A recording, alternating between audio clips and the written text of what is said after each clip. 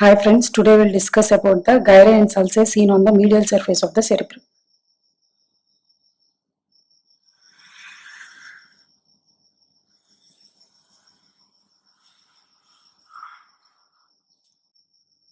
This is the medial surface of the cerebrum.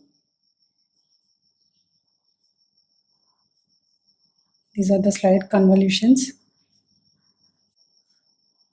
The important structure seen on the medial surface of the cerebrum is corpus callosum. This corpus callosum is a C-shaped band of fibers. The type of fibers are commissural fibers. And this is the slight convolution seen on the cerebrum. And this is the corpus callosum. Now I am drawing the corpus callosum.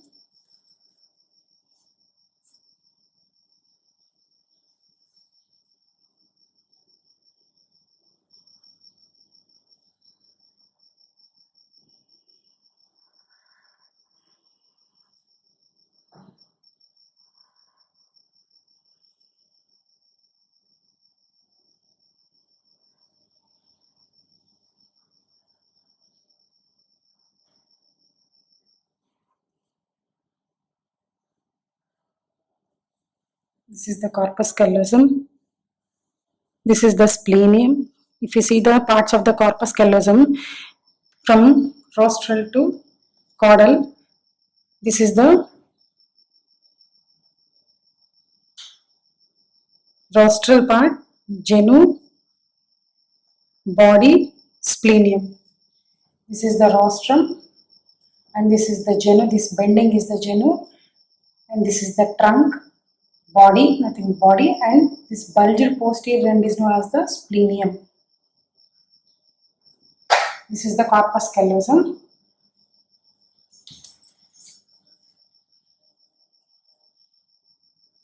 Now we'll see this is the central sulcus cutting on the medial surface, and this is the imaginary line which is separating the occipital pole from the temporal lobe.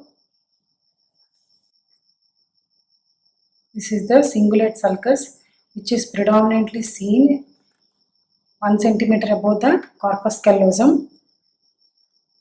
Its anterior end starts at the level of genu of the corpus callosum, and then it arches upwards, runs exactly parallel to the corpus callosum, and its posterior end is upturned, reaches up to the superomedial border. This is the cingulate sulcus, and the gyrus below the cingulate sulcus is known as the cingulate gyrus. This is the cingulate gyrus. Cingulate gyrus, and this is the cingulate sulcus. And then while it is passing like this, it gives a small offshoot sulcus. By the presence of this offshoot sulcus, it divides the area into two parts. This is the smaller area, small part, and this is the larger part.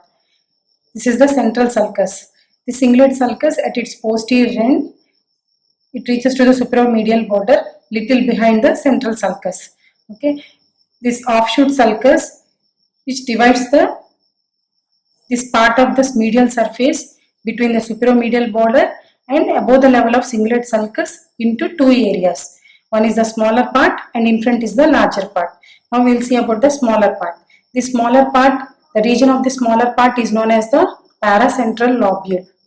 Paracentral lobule.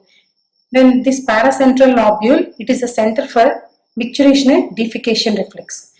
This is the center for micturition and defecation reflex, and if you see the boundaries for this paracentral lobule, above it is bounded by the superomedial border, below by the cingulate sulcus, behind by the posterior upturned end of the cingulate sulcus, in front by a small offshoot sulcus.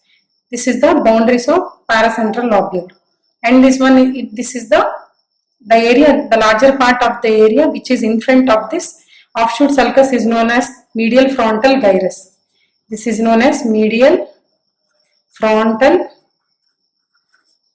gyrus. This is about the cingulate sulcus.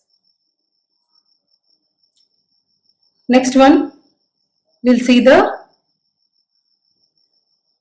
sulcus which is seen in front of the lamina terminalis. This is the lamina terminalis. In front we'll see the two sulci. These two sulci is known as a para-olfactory sulcus. These are para-olfactory sulcus which divides the area into two gyrus. This one, it is known as para-terminal gyrus.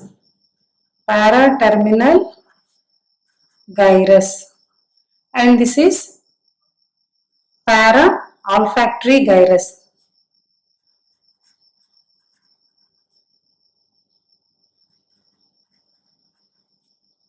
Here I forgot one thing.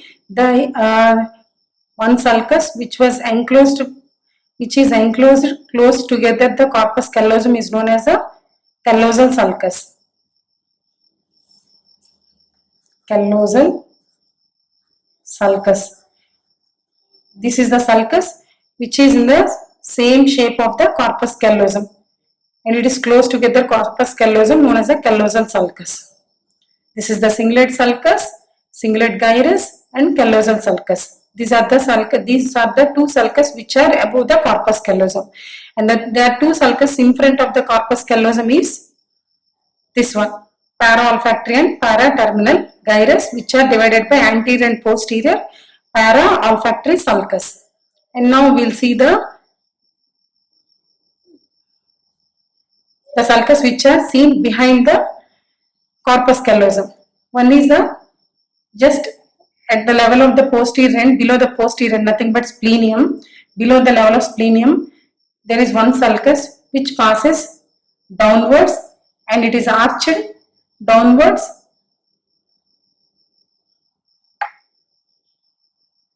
passes towards on the supromedial border. This is known as the calcarine sulcus. This one is calcarine sulcus. This is the oblique fissure which is deep, and it starts at the level below the level of splenium, and it arches upwards in a convex manner, and then it passes downwards. It reaches the supromedial border, and then it passes into the supralateral surface. This is the calcareous sulcus. Next we'll see the pareto-occipital sulcus. This is the pareto-occipital sulcus, which is exactly, it starts like this. This pareto-occipital sulcus will start at the middle of the calcarine sulcus, and then it passes upwards, and then it passes backwards, and it reaches the supromedial border, and then it enters into the supralateral surface. It is exactly above the level of 5 centimeters above the level of occipital pole. This is the pareto-occipital sulcus. Pareto-occipital sulcus. And this is the calcarine sulcus. The area which is located between the pareto-occipital sulcus and calcareous sulcus is cuneus. This is cuneus. And the area which is located above this is the quadrangular area which is located above the cuneus is known as precuneus. This area is known as precuneus. In this precuneus region, we will see above the level of splenium. See, this is the splenium. This is the rostrum, genu, body, splenium.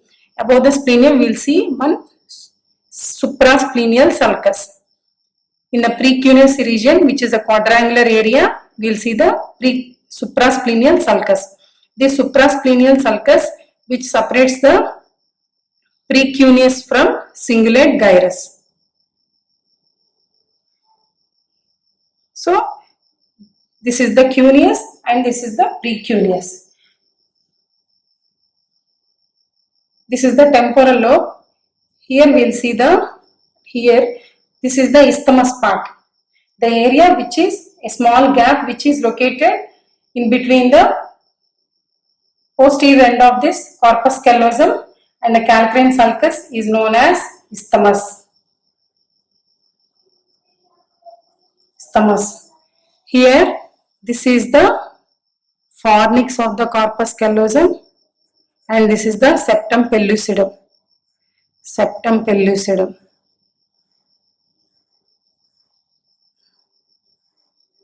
This is the septum pellucidum.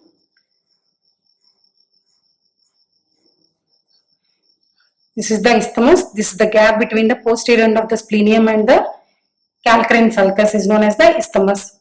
And this is the uncus. This bulged part is known as uncus here. In the temporal lobe, this is the rhinal sulcus and this is the collateral sulcus and this is the occipitotemporal sulcus. This is the rhinal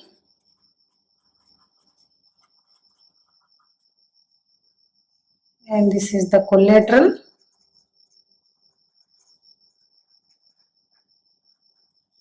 and this is the occipitotemporal sulcus. Occipitotemporal sulcus. So these are the sulcus which are seen on the medial surface of the cerebrum. This is the cingulate sulcus, this is the paracentral lobule, this is the offshoot sulcus and this is the cingulate gyrus, this is the cuneus which is formed by the calcarine sulcus and parieto-occipital sulcus which is a triangular in shape and this is the quadrangular shape, this is the precuneus and this is the suprasplenial sulcus, this one suprasplenial sulcus and this is the isthmus.